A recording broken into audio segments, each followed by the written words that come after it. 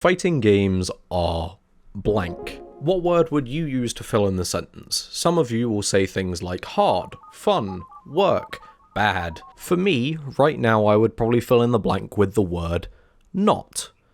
Very enjoyable right now. I think that a lot of us that are currently playing fighting games are really struggling to find the motivation to play and keep going right now, to the point where I think that many of us are able to see a bit more into the perspective of why people don't enjoy fighting games. A lot of us right now, we're burnt out. We lack any motivation to keep going forward and really push ourselves to keep going. We've lost the fun. But that begs the question, what is the fun? Because fun's a really weird thing to describe. It's an abstraction of a positive emotion that doesn't really have a defined origin. Achievement comes from success and the ability to overcome, but fun just kind of is.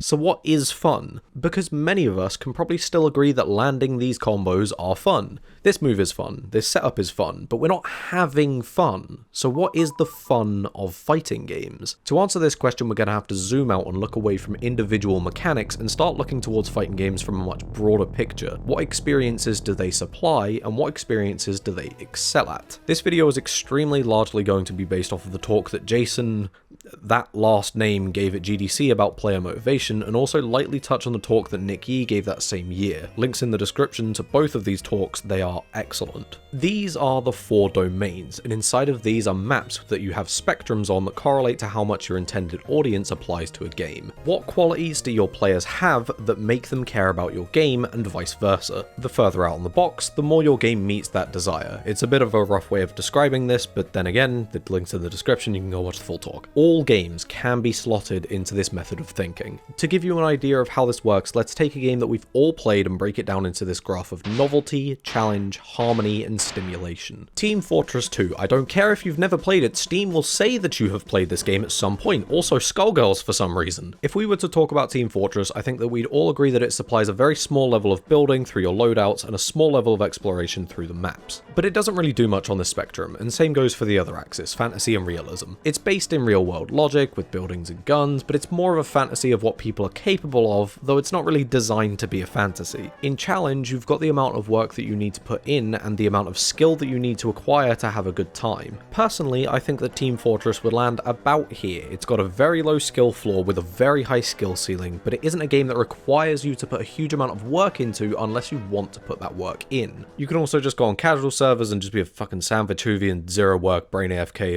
BB game. Harmony is the game focused around your teammates or around the team that you're playing against, and how important is the mechanics of the game versus the context of the situations them mechanics put you in. While Team Fortress is a game that is very focused around its player versus player environments, it still scores quite a lot of points with its team aspect because you've got a huge amount of ways that you can interact and coordinate with your teammates. They are core to your experience. The game is incredibly mechanically driven, with the context of those mechanics being almost entirely non-existent. And lastly, stimulation. Is the game calm or thrilling, or a multiplayer or solo experience? I'd say it's pretty thrilling, but decently far away from best in class, with an incredibly strong emphasis on multiplayer without taking away from any solo qualities. You can also make the game a calm experience with the previously mentioned Sandvichuvi, but fuck you, just get on the point, I don't care. This is the map for Team Fortress and outlines who Team Fortress is going to appeal to. This is the macro level of fun. The individual pieces of that game might not supply you with what you deem to be fun and turn you away, but as a baseline, if you're looking for any of these things, you'd probably want to give Team Fortress a shot. Got an idea of how the map works? Good. Okay, it's time for fighting games now. It might be a bit of a stretch to push every single fighting game into the map that I'm about to lay out, and I think you'd be right. Fighting games do not universally overlap in where they'd fit into this model, but I think that it's close enough that we're able to put almost all of the genre into a baseline with small deviations based on the game. For example, within novelty, the fantasy and realism part changes pretty wildly. Every fighting game holds a baseline of realism in that there is combat, but some of them are more fantastical than others. However, do any of them games really push the boat out either on the realism or the fantasy elements?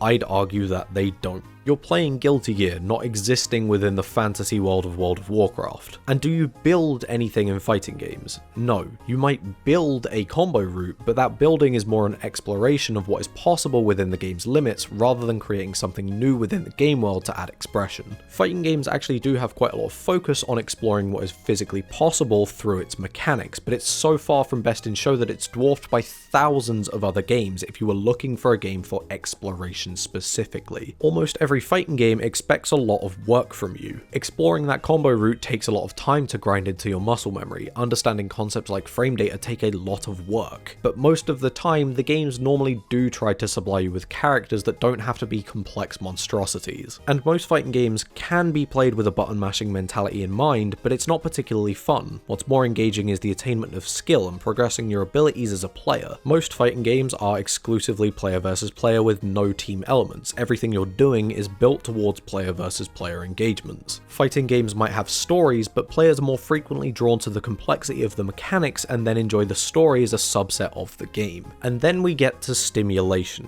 which is where I suspect I will lose some of you. First of all, let's start off with the calm and thrill meter. Fighting games are thrilling, there is no question about that, but I've never had my heart race because of a match the same way that a dub in Apex does. Fighting games can be very thrilling, and I'd argue that they're very good at it, but I also wouldn't say that they're the best or the pinnacle of a thrilling experience in video games. A calm fighting game doesn't exist, go and play Animal Crossing. Now on to the second axis. Are fighting games a multiplayer experience or a solo experience? Some of you might be going, they're a multiplayer experience, slam that motherfucker right up to the top, but hold on a second. The multiplayer line is both a do you have this part of your game and do you stand out for this part of your game. I would argue that whilst fighting games very much have multiplayer at the core of them, they do not appeal as multiplayer titles that puts them on the same level as some of the best in video games. When I'm thinking of a multiplayer game that is among the best in video games, I'm thinking something that's much more along the lines of an MMO or a battle royale or something even like Tabletop Simulator, where the multiple people involved in the gameplay and the ways that you can interact with them people are as much a part of the game as the game itself. For that reason, even though I think that fighting games are very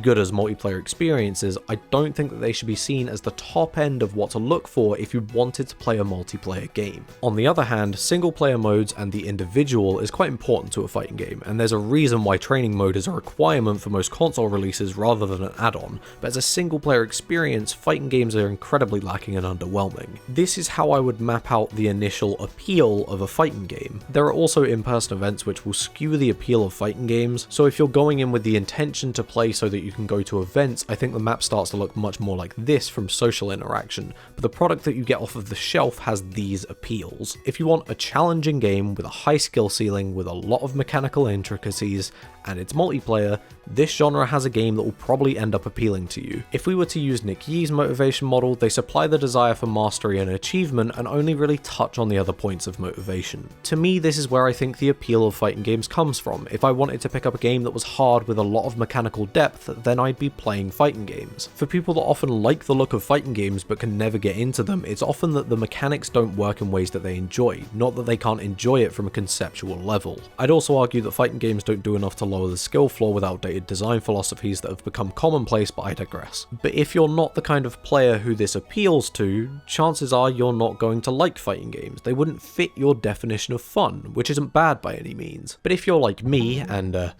who was it? Oh yeah, literally anyone else on the planet, what you're looking for is going to shift as life changes. And I think in the COVID-19 age, I think that for many of us that loved fighting games prior and aren't having fun right now, it's that we're going through a period where what we're looking for in games is changing. Right now, almost all of us are socially deprived and stressed, looking to build and change our position in life without the ability to do so because of the fuck you virus. And so a game that's really hard, requires a lot of work, and doesn't do a massive amount for us socially just isn't really hitting the right spot. Before, we had events that supplemented all of these needs that we weren't even really looking for. The map for fighting games when purchased with events in mind look very different from the ones without it. It's not that the fun of fighting games is gone. The game itself is as fun as it's always been, but what we're looking for in those games has shifted so dramatically that the entertainment value is at a misalignment with the entertainment that we're looking to enjoy. Later on in the talk, Jason talks about takeaways from games. If this is what we go into the game looking for, what do we take out of it? Because that's also part of a fun game, not only what we are currently doing, but what we did. In games we gain competence, maybe we learn a combo, a matchup experience. In many ways, when we put the controller down, we have learned or continued to perfect a set of actions and the mechanics of how they work. Autonomy in this example is kind of like the decisions that you make and how those had effect. What moves did you pick? What character did you play? What choices did you make in these places? Were you playing scared, hyper, input, etc., stuff like that. Relatedness is your connection to someone else. This doesn't necessarily mean that you have to connect with another person, it can be connections to characters or reflections of loneliness. But in fighting games, most of the time you're going to share a match with someone.